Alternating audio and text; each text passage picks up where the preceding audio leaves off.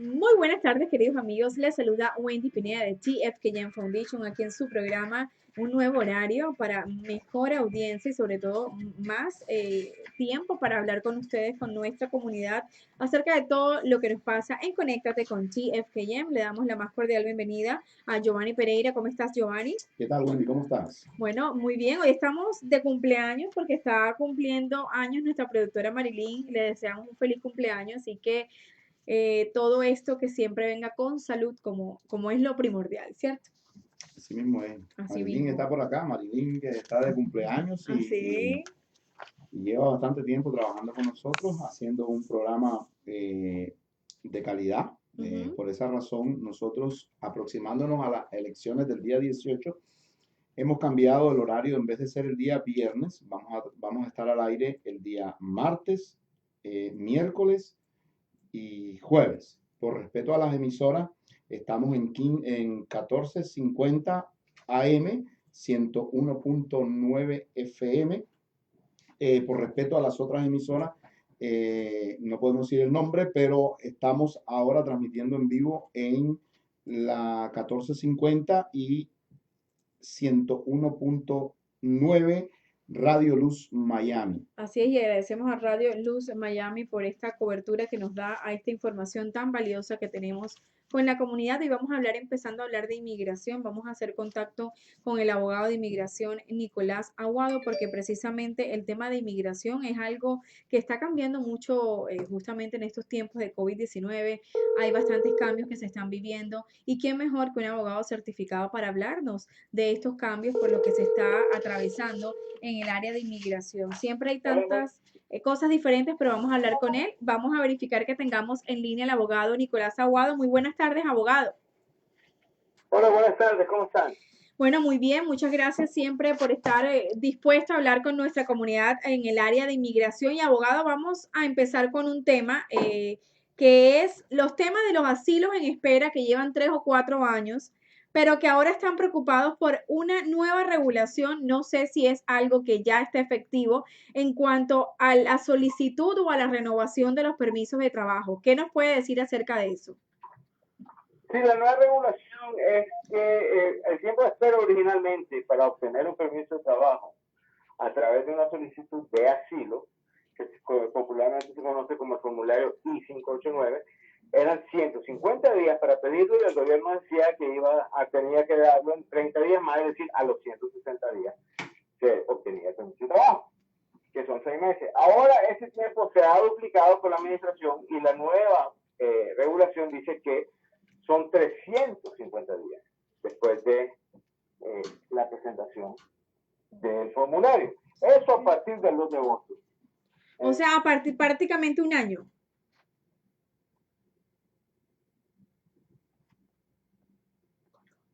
Se nos ha caído la llamada, vamos a hacer una reconexión con la llamada, vamos a ver qué ocurrió, porque bueno, ya 350 días pues duplica ese tiempo de espera. Abogado, ahora sí estamos conectados. Y estábamos hablando Ok, de que, disculpe, tiene problema de comunicación. sí, Entonces, ahora el tiempo, quien pidió ahorita en agosto el permiso de trabajo por primera vez va a estar sujeta a la nueva regulación y va a tener que esperar ese periodo de tiempo. No anterior, no es retroactivo.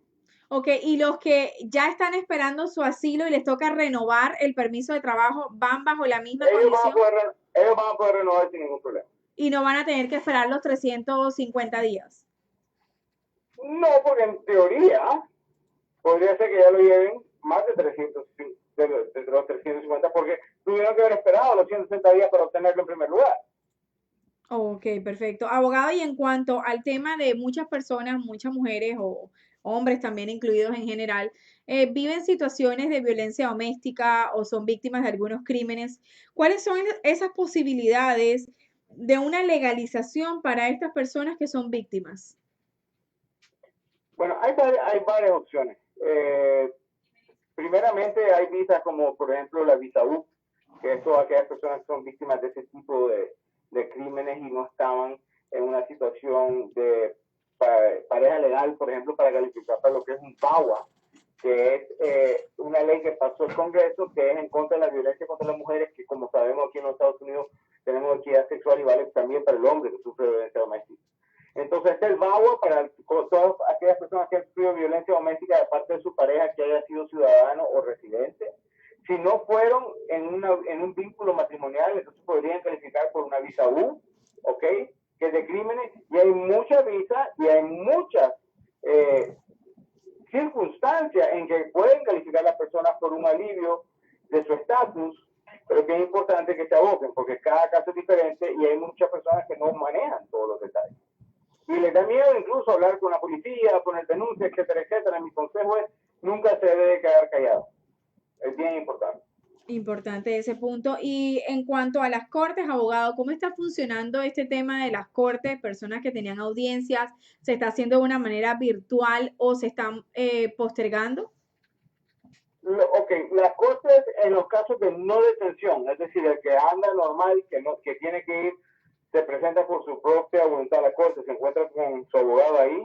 Esas cortes de no detenidos están propuestas hasta el día de hoy, hasta el 21 de agosto. Okay. Tenía que haber empezado desde julio, pero lo vamos postergando y postergando debido a COVID.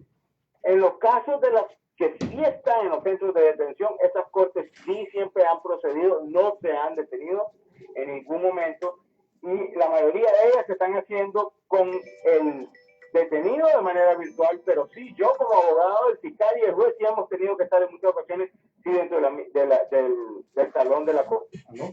En la audiencia. Excelente, abogado, perfecto. ¿Y qué recomendación usted le da a aquellas personas que también de pronto han tenido que tenían una fecha límite de verdad para poder mandar una evidencia adicional que se les estaba requiriendo y de pronto no pudieron hacerlo dentro de ese tiempo? ¿Esas personas tienen que avisar o pedir un tiempo más o hay algún tipo de concesión por esta situación del COVID-19? USCIS había sacado una programación dando aproximadamente 60 días de extensión para todos aquellos pedidos de evidencia que se fueron emitidos durante el periodo del COVID, ¿verdad? Pero hay muchos otros casos también consulares y de otra forma que aceptan lo que se llama cambio de circunstancias, que el COVID vino a cambiar las circunstancias, la cual es una excepción a la regla del límite de tiempo y pueden invocar esta excepción para poder presentar la evidencia, los documentos, lo que se requiera presentar de una manera un poco atrasada debido al COVID con esa excepción. Bueno, muchísimas gracias, abogado. Denos el número de contacto y la dirección de su oficina para poder adquirir una orientación profesional adecuada. Gracias. Estamos en Cataluña, perdón, la dirección es 250 Cataluña.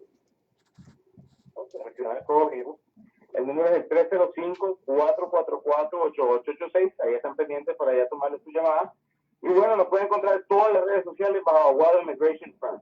Abogado, muchísimas gracias por su tiempo y cuídese. Gracias a ustedes. Saludos. Saludos. Bueno, Giovanni, después del tema de inmigración vamos a ir con las cifras porque esto es una información que tiene a muchas personas en contradicción, porque se está hablando de que se ha bajado un porcentual de un 28 a un 14, 16% en el condado de Miami-Dade, pero justamente hoy la Florida rompe récord de muertes diarias por coronavirus cuando 276 personas perdieron la vida. Hoy, 11 de agosto, el total de casos de coronavirus en la Florida ascendió a 542.792 tras un día con 5.831 nuevos contagios, mientras que las muertes llegaron a 8.553 el martes, es decir, hoy. Esto fue un informe actualizado de las 2 de la tarde del reporte del Departamento de Salud. En el condado de Miami-Dade se cuentan con 135.130 casos de coronavirus y en el condado de Broward 63.605. Esto es una información confirmada. ¿Por qué les digo que las personas están viendo una baja creyendo que ya vamos para algo normal? Se está hablando de que podríamos decir que hay una mejoría cuando estemos cerca de un 3% de contagios y todavía estamos sobre el 15%. Entonces no tenemos que bajar la guardia. Eso me refiero al condado de Miami-Dade. No podemos bajar la guardia, no podemos decir que porque ya no estamos en los 11.000, 12.000 casos diarios, estamos cerca de los 6, 7, 8, no sigan muriendo personas. Hay muchísimas personas que han perdido la vida, que están perdiendo la vida, y eso es uno de los ejemplos en las últimas 24 horas donde 276 perdieron la batalla del COVID-19. ¿Qué te parece, Giovanni, esta leve mejoría? Bueno, déjame decirte, Wendy, que sigo con la misma idea y la misma información. A veces uno se vuelve brusco y el problema es que las personas, déjame decirte que el 80% de las personas con las que uno puede tener contacto y hablar, tan conscientes y dicen que el problema es la falta de las personas, las personas son las culpables y se sienten, ellos mismos te dicen, no, porque no estamos acatando, las personas no estamos acatando como debe de ser, las personas somos las que tenemos la culpa y en realidad la gente sabe que somos nosotros mismos los culpables de que estas cifras bajen. Desgraciadamente, hasta que no te toca o que no te está tocando a alguien cercano, y no de que le dé el coronavirus, es de que fallezca esa persona, Claro. es que no vamos a tomar medidas, precauciones. Personas que tienen alta posibilidades de caer o de tener el contagio, y el problema no es solo contagiarte, el problema es que te pueda atacar otro organismo que te causen la muerte. Entonces, ese es el detalle más grande y las cifras no van a bajar. Y desgraciadamente, nuestros políticos y las personas que saben que están bien asesorados, que están bien informados, saben que radica en nosotros mismos, pero se van a perjudicar a los pequeños negocios. Lo más fácil es que vayan a cerrar los negocios como cerraron los restaurantes, que espero yo que al bajar las cifras, como están bajando, puedan pasar de nuevo la orden de volver a abrir los restaurantes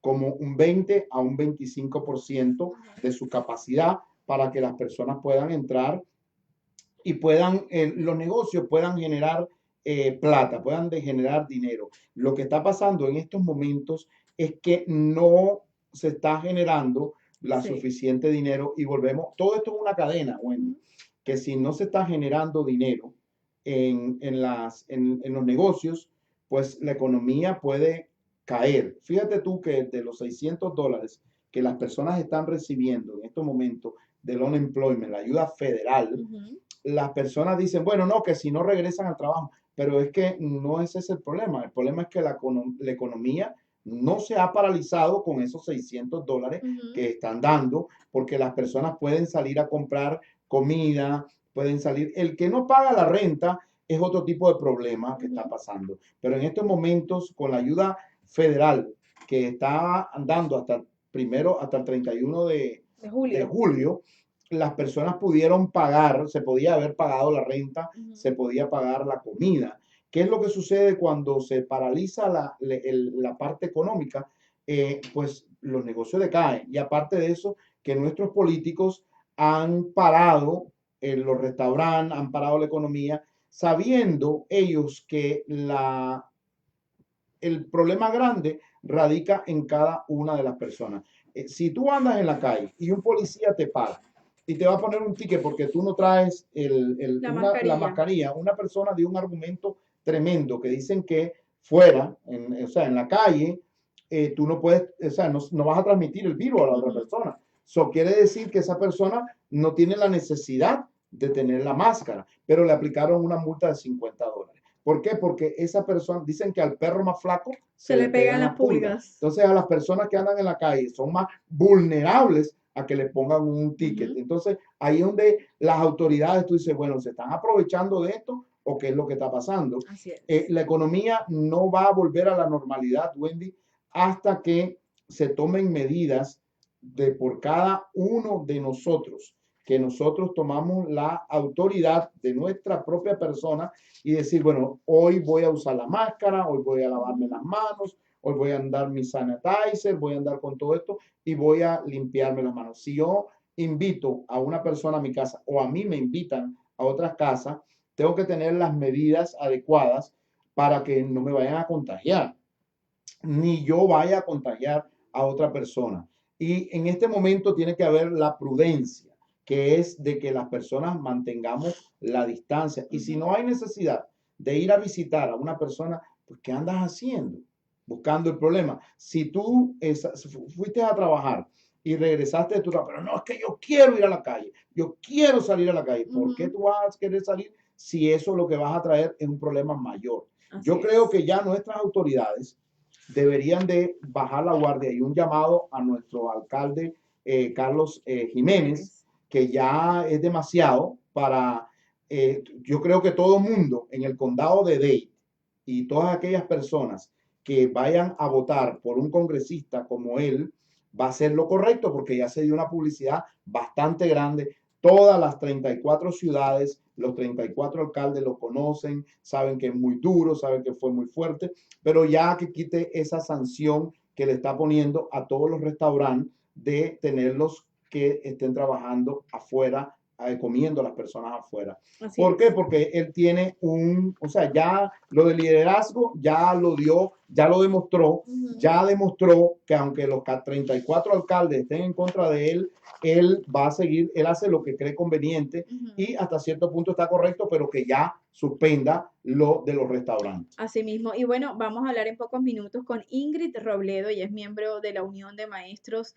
para el Sistema Escolar del Condado de Miami-Dade. Es profesora educadora de español para las escuelas públicas de aquí de nuestro condado. Y vamos a hablar justamente de esa situación que se está viviendo porque el gobernador Ron DeSantis presumió la reducción de casos positivos de coronavirus en el estado y dijo que hay un descenso en los casos positivos, como lo hemos visto en las cifras, pero que 12 condados de la Florida van a abrir sus escuelas con clases presenciales. Durante las últimas semanas se registró, por supuesto, la oposición de cientos de padres de familias y de maestros a esta decisión e incluso se decretó en algún condado hacer las clases en línea, lo que generó una llamada de atención al Departamento de Educación de la Florida por qué se están haciendo estos cambios tan fuertes. Más de 97,000 niños han dado positivos por COVID-19 en las últimas 2 semanas de julio. Es decir, en las últimas 2 semanas de julio, 97,000 niños dieron positivo en todos los Estados Unidos, según el estudio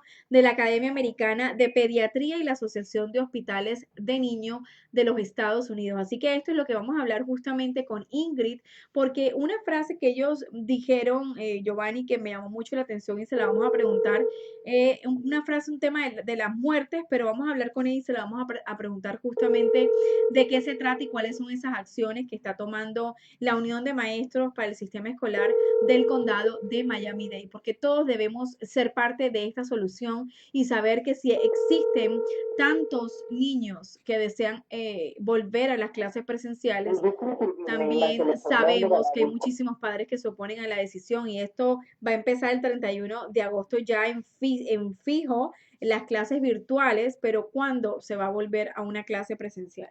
Pero lo bueno de Wendy que tengamos personas que den una información correcta, ¿no? A la comunidad y que Y que estén no, en el medio que estén en el involucrados. medio correcto. Y esa es la clave de esta información que nosotros llevamos a nuestra comunidad. Con respecto a lo que estábamos hablando o lo que estábamos hablando de regreso a la escuela, es bien importante, Wendy, no sé qué es lo que va a pasar, porque esto políticamente se está manejando muy mal, Sí, muy porque mal. si tú ves la situación, el Carvalho dice que las clases van a empezar virtualmente, pero ya hay algunas escuelas que son privadas Y han que empezado han empezado presencial. presencial. Entonces, ayer salió una señora diciendo, bueno, ¿qué pasa con los hijos de uno que no tienen las posibilidades de ir a la escuela? O sea, que no pagan Privada. privada, lo que le llaman la privada. Pues esa persona no va a poder ir a la escuela. Ahora, no sabemos cuál es la razón de que unas escuelas sí y otras no. Eso lo vamos a preguntar porque supuestamente están bajo el O sea, sistema escolar. tienen que estar Exactamente. supervisadas, creo yo, porque imagínate, entonces se contagian esos niños, ¿qué autoridad? ¿Cómo? O sea, Es la misma cadena. no es que estén desinformados. Yo creo que los políticos, esta pandemia que vino en los meses de política, Así pues, es. Y bueno, creo que así, muy buenas tardes, señora Ingrid. Le saluda Wendy Pineda y Giovanni Pereira aquí en Radio Luz Miami. ¿Cómo está hoy? Muy bien, muchísimas gracias por la llamada y por darme la oportunidad de hablar del asunto que nos concierne a todos. Claro que sí, justamente antes de entrar en contacto con ustedes estábamos hablando de esta polémica que ha surgido, porque muchas escuelas que son privadas han estado ofreciendo, no, han estado confirmando que las clases presenciales sí van a empezar para ellos. Vamos a empezar por ese tema, señora Ingrid, ¿por qué estas escuelas sí pueden tomar esa decisión aunque estén bajo la jurisdicción de las escuelas públicas del condado. ¿Cómo funciona eso?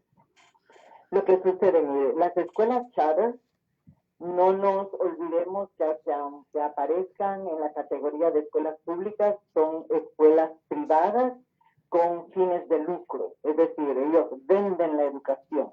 ¿Y por qué las ponen como escuelas públicas? Porque quieren pretender que son una alternativa, otra opción que la gente tiene para optar a una educación. Pero realmente las escuelas públicas, Miami-Dade County Public Schools, es una entidad sin afán de lucro, sino afán de servir, mientras que las charter schools lastimosamente son un negocio que han fabricado los políticos, pero lo han encubierto con el nombre de escuelas públicas. Triste, pero real.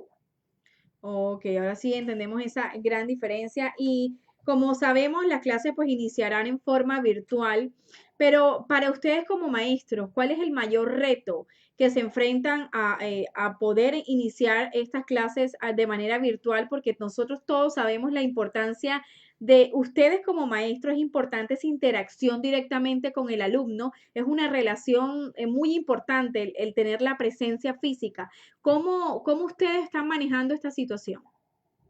Déjame explicarle. Por ejemplo, la situación que vivimos el año escolar pasado fue una situación totalmente sorpresiva, ¿no?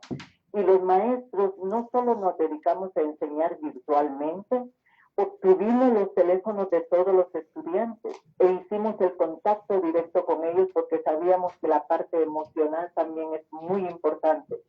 Yo jamás voy a olvidar 2 o 3 casos, uno específico de una madre que yo llamé, pedí hablar con el niño, para hablar de una clase de advanced placement que ellos iban a tomar un examen. Pero ella antes de pasarme con el niño me dijo, mi hijo llegó de la escuela cuando cerraron las escuelas, se metió a su cuarto y solo sale a comer. Me dio el antecedente. Entonces cuando yo hablé con mi muchachito, y mire cómo lo llamo ya con una cuestión maternal, porque eso es lo que tenemos con nuestros niños, ella se quedó detrás de la puerta escuchando todo y lo escuchó carcajearse y tanta cosa. Y porque yo no le hablé ya de la clase, yo le hablé de él, de cómo él se estaba sintiendo y cómo esto teníamos que reírnos porque era una situación pasajera. Ahora sabemos que no es tan rápido el paso de esta situación que estamos viviendo, pero lo que quiero demostrarles es que los maestros tenemos un gran corazón. Y cuando hablamos del maestro, siempre lo ponemos enfrente de un salón de clase o detrás de un escritorio. Es una imagen totalmente errónea. Nosotros interactuamos con nuestros estudiantes y ese es el arma de doble filo realmente, porque es importante que mantengamos esa interacción con nuestros estudiantes, que nos acerquemos a ellos si son tímidos para hablar en público, que lean el segmento, que tienen que hacerlo de una manera más privada. Pero al momento de que estamos ante el estigma de que podemos ser contagiados o que podemos contagiarlos, ese es un gran problema. O sea que es un arma de doble filo. Nosotros entendemos perfectamente que, uno, los políticos quieren echar a andar el motor de la economía, aunque atropelle la salud y la vida de muchos, porque ellos es su responsabilidad, ¿no? Los padres de familia, por otro lado, tienen que reportarse a trabajar porque ya ese motor se ha echado a andar, ¿no? Y ellos se tienen que reportar a trabajar.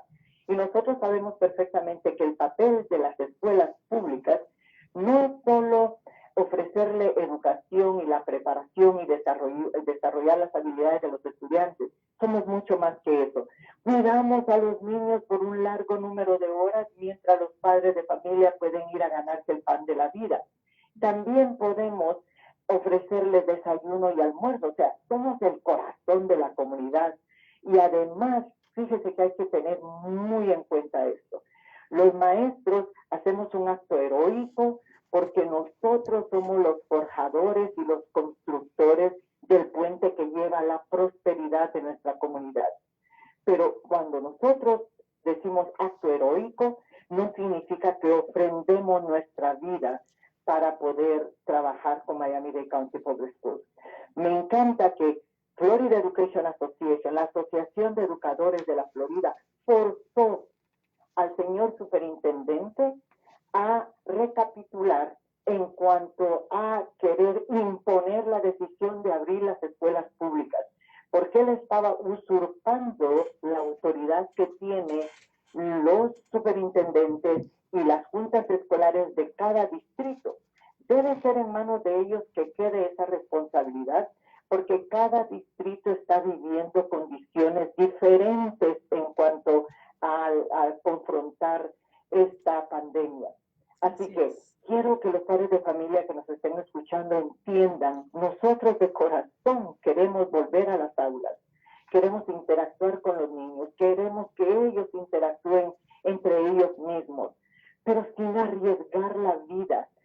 Yo quisiera que ustedes indagaran y se dieran cuenta que muchos distritos, no necesariamente de la Florida, ya han abierto las puertas en una interacción presencial y ahora están pagando consecuencias. Han puesto en cuarentena miles de estudiantes que fueron expuestos a el contagio de una sola persona que portaba el virus. ¿Estamos dispuestos a pagar ese precio tan caro? Yo no lo creo. Y justamente, y entonces hay muchos padres de familia que son conscientes y dicen, yo prefiero que mi hijo pierda el año escolar que pierda la vida. Es que no hay mejor forma de decirlo. Así Además, es. Cuando un niño se contagia o es portador del virus, llega a esa casa de los padres y de los abuelos, que sabemos que es la generación que más se puede perjudicar al contraer el virus. Son muchos factores. Queremos que se abran las escuelas de manera presencial, claro que lo queremos, pero siempre y cuando no signifique que los niños se enfermen o que simplemente porten el virus al seno familiar. Y justamente, perdónenme que no, estoy muy emocionada y muy consternada. y lo entendemos de verdad y agradecemos todas esas palabras que son totalmente cierto, que es la verdad pura de lo que estamos hablando. Y una de las cosas que usted mencionó en una entrevista recientemente nos llamó también profundamente la atención. A veces se escucha fuerte, pero es la realidad que usted dijo que no queremos que nuestros gobernantes digan que vamos a tener un día de luto por las muertes debido a la reapertura de las escuelas. Eso de verdad que suena fuerte, pero es la pura verdad de lo que podemos vivir si esto es lo que se quiere. Efectivamente. ¿Y sabe qué es lo triste? Que mucho de lo que se está viviendo en los Estados Unidos se pudo haber prevenido, pero no les importó. Se sintieron ellos magos diciendo que esto va a desaparecer en poco tiempo. ¿Quiénes somos nosotros para decir que una pandemia va a desaparecer por arte de magia? Yo quiero pensar que es ignorancia, y ya eso es serio, ¿no? Tener un gobierno ignorante, autoridades ignorantes, pero es todavía mucho peor que haya una maldad política, que es mucho peor y va en detrimento del concepto que podemos tener de las autoridades que han sido elegidas. No queremos un día de luto por la muerte de un estudiante o de un maestro o de un abuelo de un estudiante que se reportó a la escuela. Queremos un día de celebración donde digamos, usamos el sentido común y logramos salvar la vida de muchos estudiantes y de muchos maestros.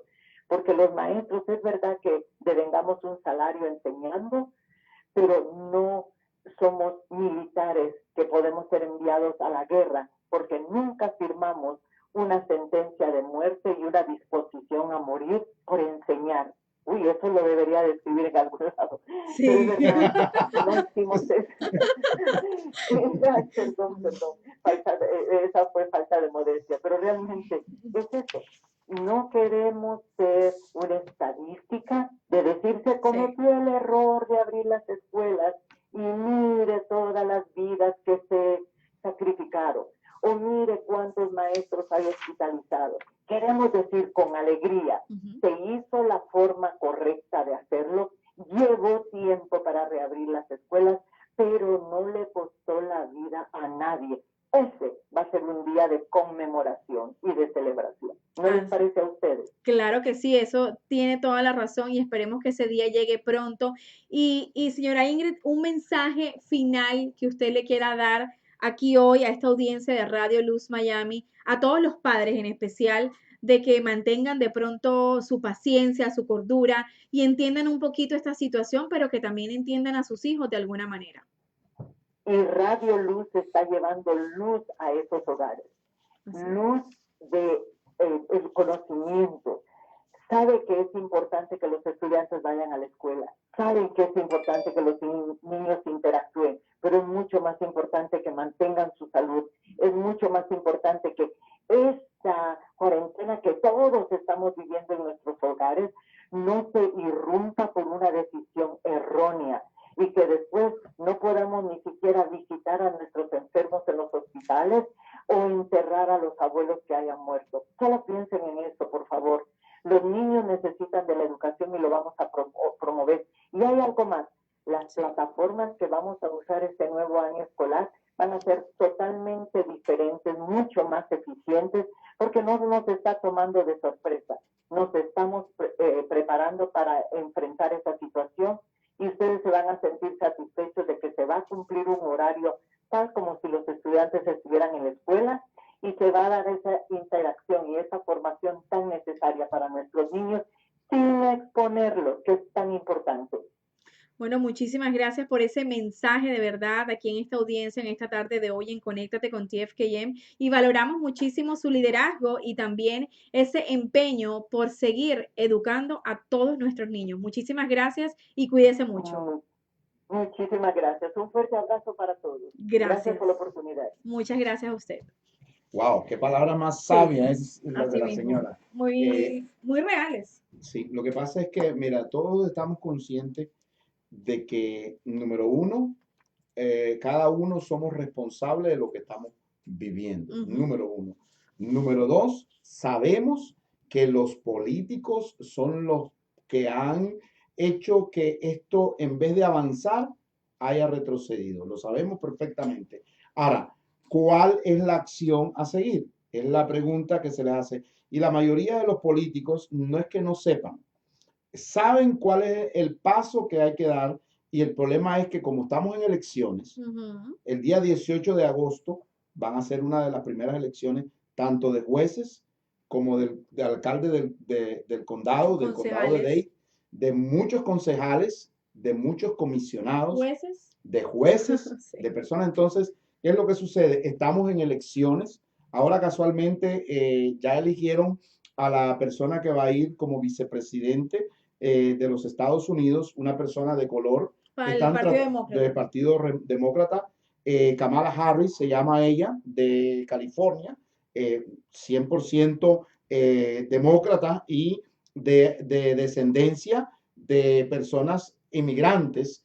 Que quiere decir de que todo esto es pura política y a lo mejor no han encontrado ni siquiera la vacuna, ni están cercanos a la vacuna, pero quieren tener a nuestra población manipulada para que vengan las elecciones y después de las elecciones vamos a ver qué es lo que va a pasar. Yo creo que hasta este momento lo que ha sido es político, porque ningún político, ni el señor Carlos Jiménez, que va para el Congreso por el Distrito 26, a nivel federal, el Congreso Federal, ni ningún político local va a poner en riesgo una campaña para corregir el problema que está pasando. Número uno, el problema se puede corregir nosotros que no estamos en la política con una sencilla y pequeña razón. Si tú vas a hacerte un examen donde crees o te has relacionado con personas que posiblemente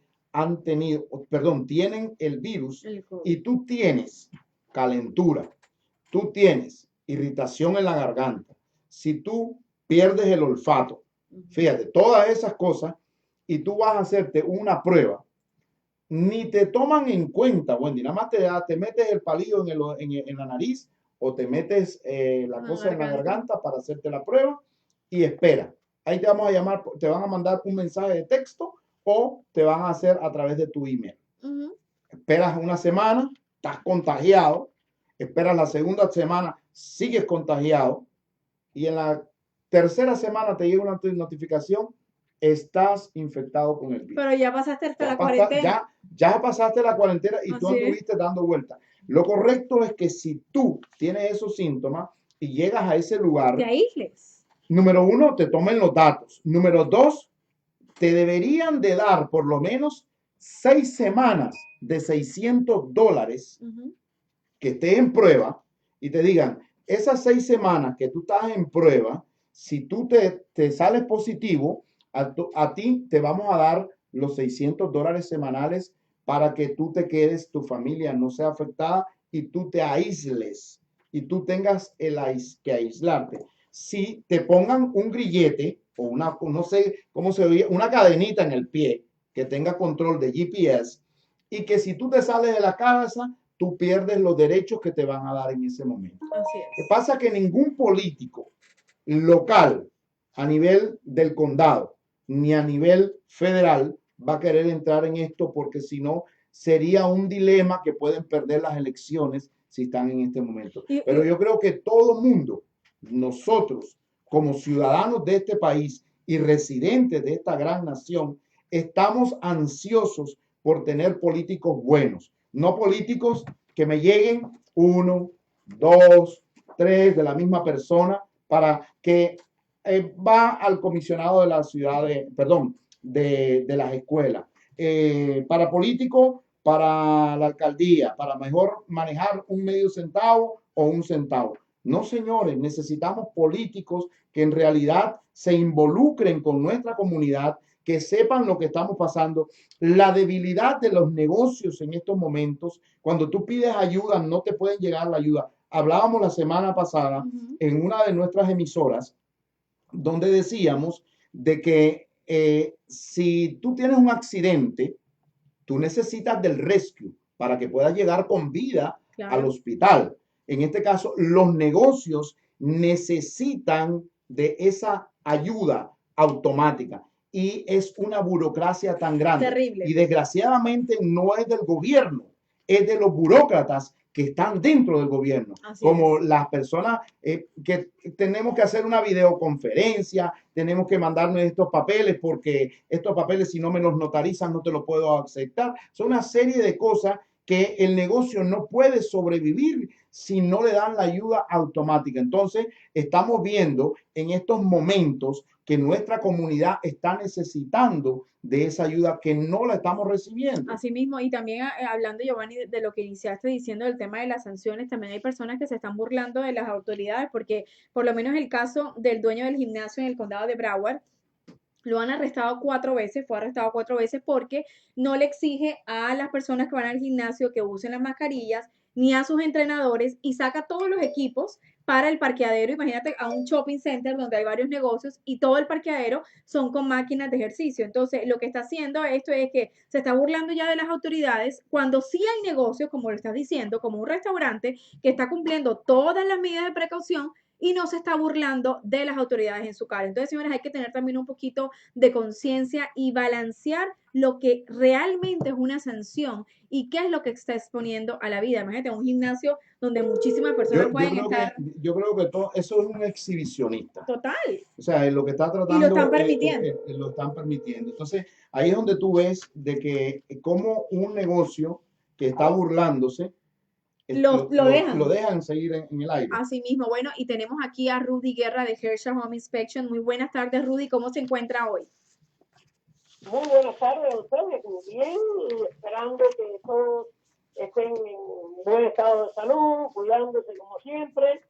Sí, y ahí estamos. Así mismo, y gracias, sí, aquí nos estamos cuidando muchísimo desde el principio y también explicándole a la audiencia que tienen que extender estas precauciones para todas las personas que están a su alrededor. Pero hoy vamos a hablar del tema educativo, Rudy, y muchas personas no saben los beneficios que pueden tener en tan pocos meses en convertirse en un home inspector. Primero que todo, Rudy, queremos en esta tarde de hoy explicarle a nuestros oyentes ¿qué es ser un inspector del hogar?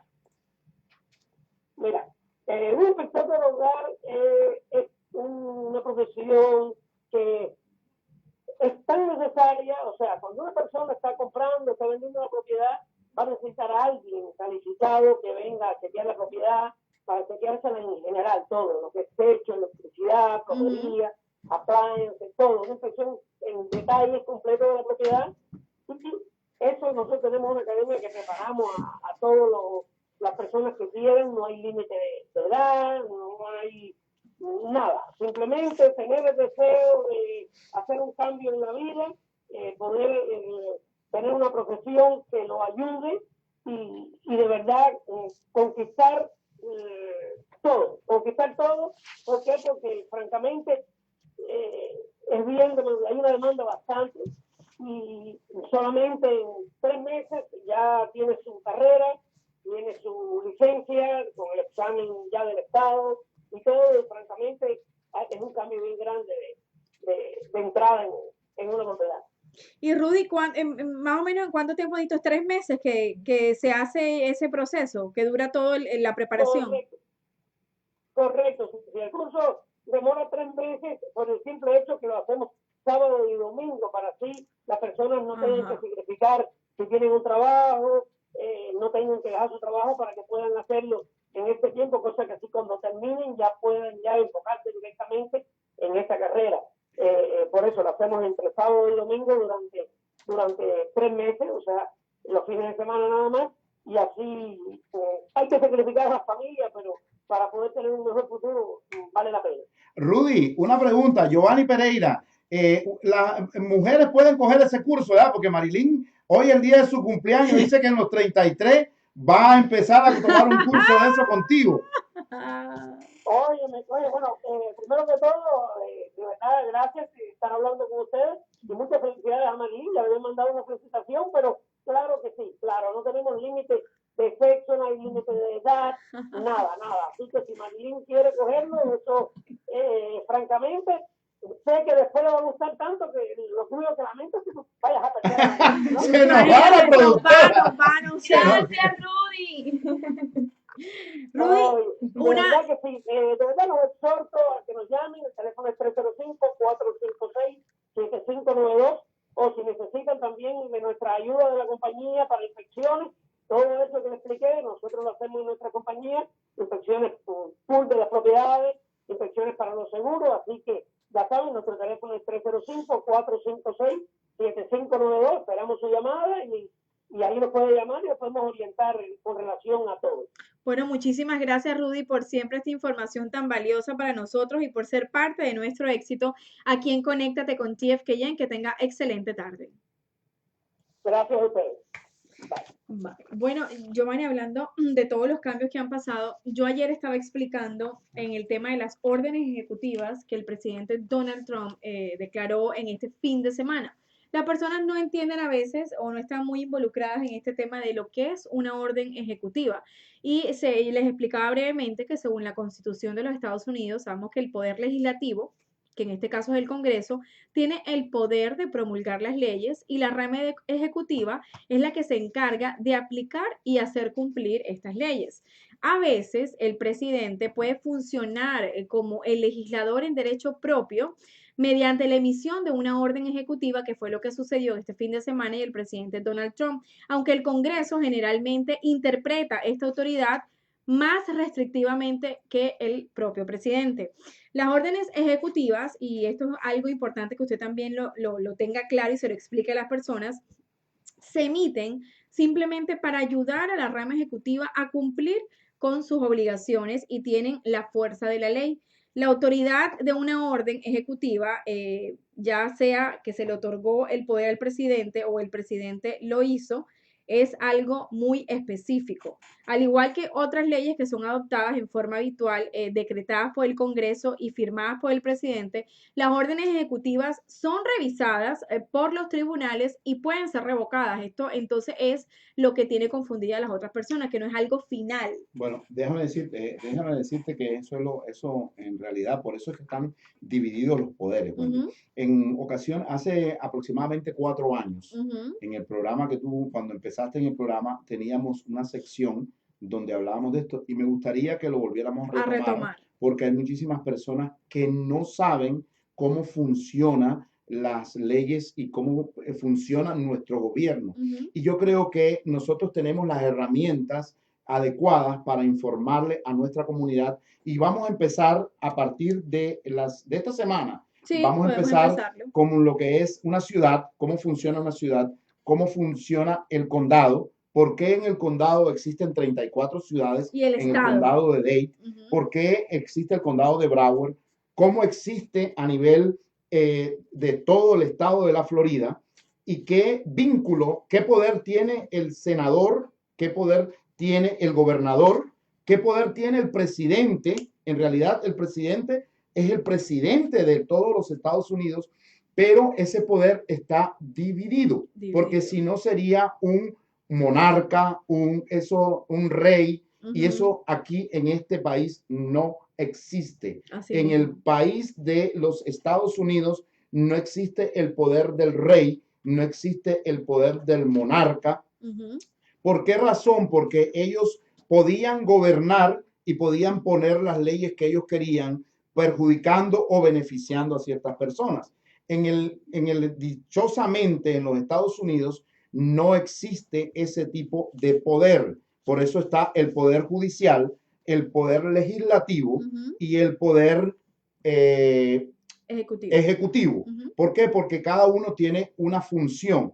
En el dado caso del presidente, puede firmar una ley y puede decir una orden ejecutiva, pero desgraciadamente o gracias a Dios hay la división del poder y lo tienen que parar. ¿Por qué? Porque el gobierno, el que dicta las leyes, es el Congreso y el Senado.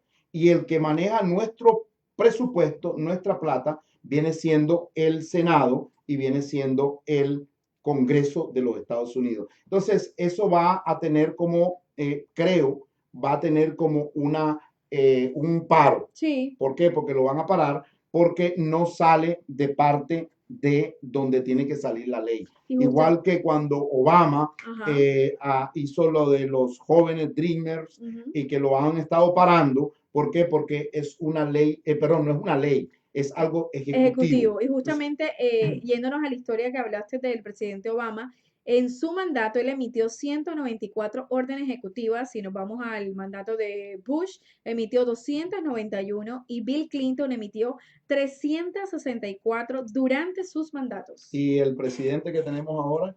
El presidente Donald Trump, no tengo aquí el dato, pero vamos a investigarlo, vamos a averiguar. Cómo funciona. Y también, Giovanni, hablando de esta guía, que me encanta, que vamos a retomar ese tema, ayer también tuvimos una interacción con un oyente que dijo que le gustaría que nosotros diéramos una guía al inmigrante porque ellos llegan a veces y ni siquiera saben cómo adquirir un seguro médico, qué es un médico primario, qué es un referido, y todas esas cosas son importantes para que el inmigrante sepa cómo actuar y cómo desarrollarse en los Estados Unidos. Bueno, déjame decirte, y lo más importante es que la información que le vayamos a dar al oyente es una información correcta. Yo creo que nosotros estamos bien preparados y te puedo decir, estamos bien preparados porque tenemos una información y cualquier necesidad que tengamos, por ejemplo, con las amendments, con las enmiendas, con cómo desarrollar, qué fecha fue, podemos poner en contacto automáticamente con Irán Paz, con el abogado Nicolás Aguado, con Noelia Ramos, con el abogado Sanabria, con el abogado José Campagnoni, con todos los abogados para poderle dar una información precisa. Me voy a tomar la libertad de poder empezar a hablar acerca de lo que es la ciudad, porque hay muchas personas y escuchan muchísimo acerca de los políticos. Sí. Todos los políticos, empezando, estoy hablando del área del Doral.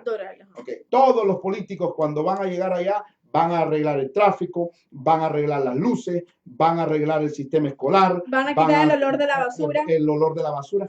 Por favor, el problema es que al pueblo no lo pueden engañar.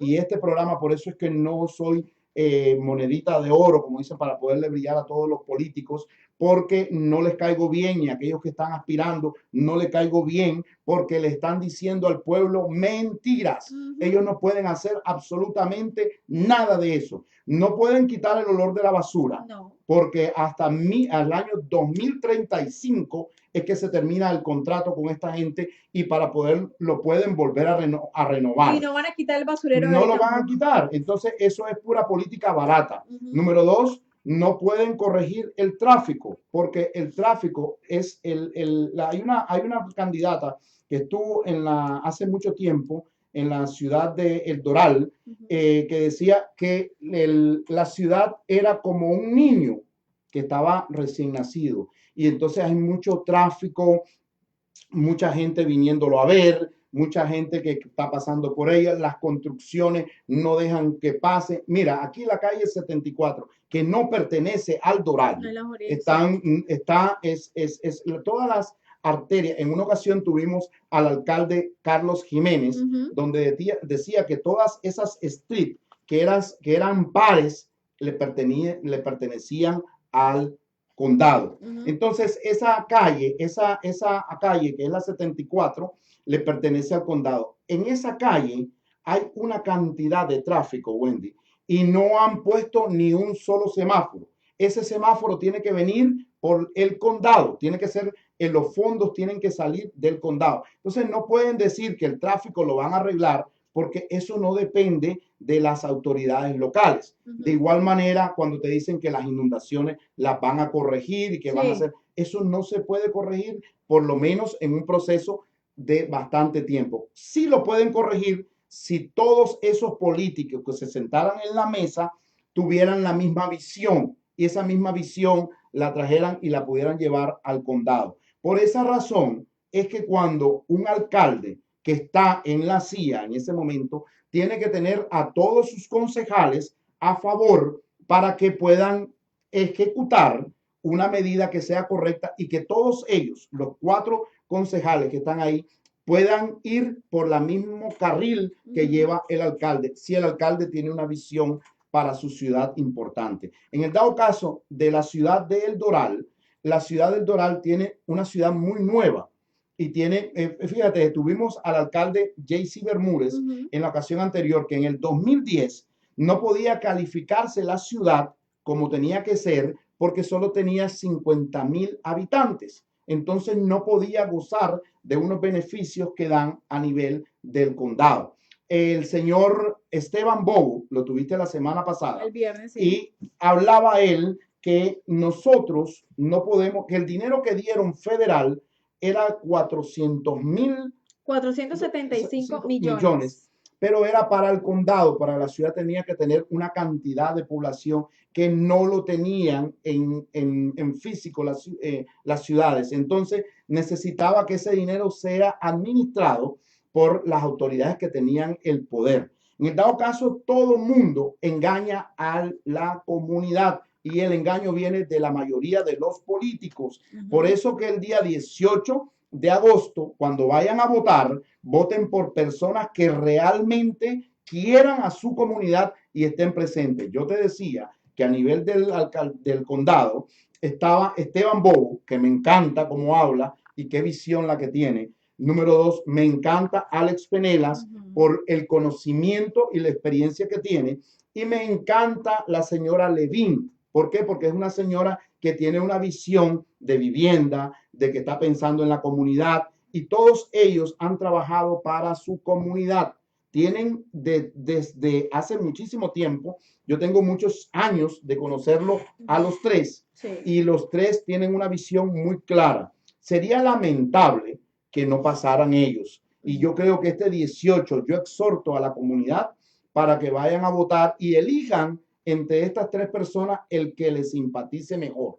¿Por qué? Porque eso va a hacer que nuestra comunidad esté llena de buenos políticos. En la parte de lo que hablaba la señora en este momento, Ingrid, cuando estaba hablando Ingrid, de que decía que exhortaba a los padres a que no fueran, a que no lleváramos a los muchachos a la escuela. ¿Por qué? Porque vamos a traer para nuestros abuelos, para nuestra familia, algún tipo de problema posterior. ¿Por qué los políticos hacen videoconferencia? ¿Por qué hacen videollamadas? ¿Por qué no van a trabajar en físico ellos? A la comisión, a la comisión, que vayan a la ciudad a hacer, que no hagan conferencias, que vayan en presencia, que estén en presencia con su comunidad. ¿Por qué no van? ¿Por qué no participan y quieren mandar a los niños a la escuela? Qué falta de respeto, qué falta de moral y qué doble moral tienen cuando hablan en la radio, cuando hablan en la televisión, cuando hablan en nuestros medios y dicen que los muchachos tienen que regresar a la escuela porque en la escuela están seguros. Mira, vamos a ver si ellos van. Todos son videoconferencias. Sí. Todos van a ser entrelazados en videoconferencia, de todos, estoy hablando de todos. Y quieren que los niños nosotros los llevemos a la escuela. No, primero la corrección se empieza en casa y que ellos vayan a las comisiones, que estén con el pueblo, que vayan a las juntas, que se hagan presencia para que nosotros veamos. Y entonces yo exhorto a nuestra comunidad a que manden esos niños a la escuela. Si nuestros políticos van a ir, quieren mandar a los maestros. ¿Para qué van a mandar a los maestros? Para que los maestros se mueran. ¿Qué quieren? Un día del maestro, un día de luto para Ingrid Robledo, un día para Carla, un día, ¿eso es lo que queremos? No, nosotros no queremos nosotros queremos profesores y educadores, pero que estén siempre presentes y no cuando le hagamos un acto un acto porque se murió la persona. No, vamos a que nuestros políticos regresen otra vez a la labor diaria, que regresen a su trabajo, para que nosotros entonces mandemos a nuestros niños a la escuela. Así mismo, y de verdad que esto es un mensaje directo a cada uno de estos gobernantes que prometen cosas que ni van a cumplir, ni se pueden hacer, ni muchísimo menos el pueblo se los va a creer. Así que si usted tiene ese derecho a votar, decida bien, porque recuerda que dentro de cada uno de nosotros está la responsabilidad de seguir construyendo una mejor comunidad.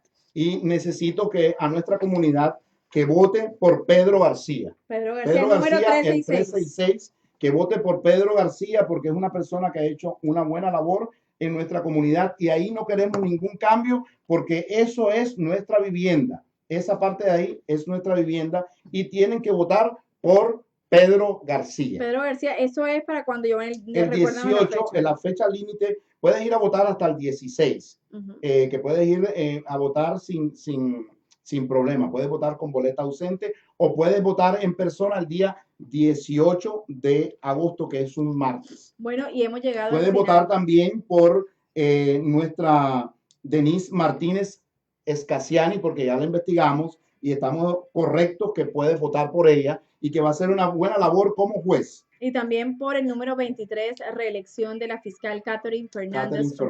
Mañana a las 5 de la tarde vamos a estar también acompañándolos en otro programa de calidad y con mucha información. Y hoy que justamente hemos hablado tanto de la labor del maestro, vamos a ir con esta frase que dice: un profesor trabaja para la eternidad, nunca sabrá hasta dónde llega su influencia. Juntos somos más y podemos lograr grandes cosas.